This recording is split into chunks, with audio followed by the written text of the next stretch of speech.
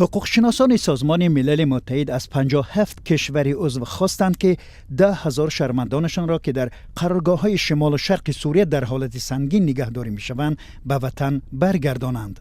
این افراد اساساً زنان و کودکان سابق جنگجویان گروه دولت اسلامی میباشند. بر اساس قانون‌های بین المللی این کشورها وظیفه‌دار هستند که شهروندانشان را برگردانند و اگر دلیل قانونی بود کلانسالان را در دادگاه‌های ملی خود محاکمه بکنند.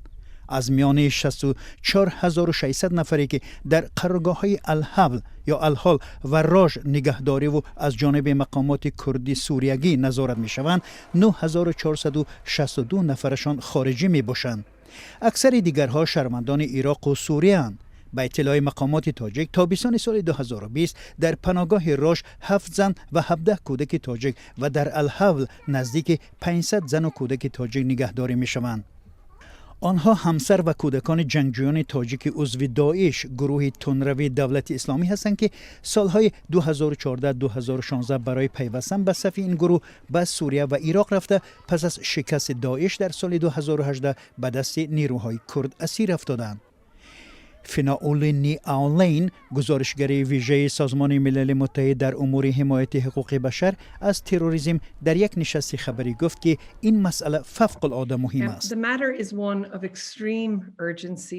در گزارش تاکید شده است که شارحان خیلی زیاد از حکومت‌ها تقاضا نمودند که زنان و کودکان را بازپس بگیرند و آخرین دعوت از کمیسیونر حقوق بشر سازمان ملل متحد صدا داد. ولی این اولین بار است که گزارشگران ویژه یکجا شده درباره وسعت پایمالشوی حقوق انسان در این اردوگاه‌ها خیلی روشن صحبت کردند. در میان 57 کشور از جمله اسم روسیه، ایالات متحده آمریکا، بریتانیا، چین، فرانسه، تاجیکستان و دیگر کشورها یاد می شوند. دیپلمات‌های تاجیک سال گذشته از حال قرارگاه‌های اعضای عائله جنگجویان داعش در سوریه دیدن کردن می‌گویند بعد آشنایی با وضع آنها مسئله احتمالیت استرداد زنان و کودکان به تاجیکستان بررسی می‌شود.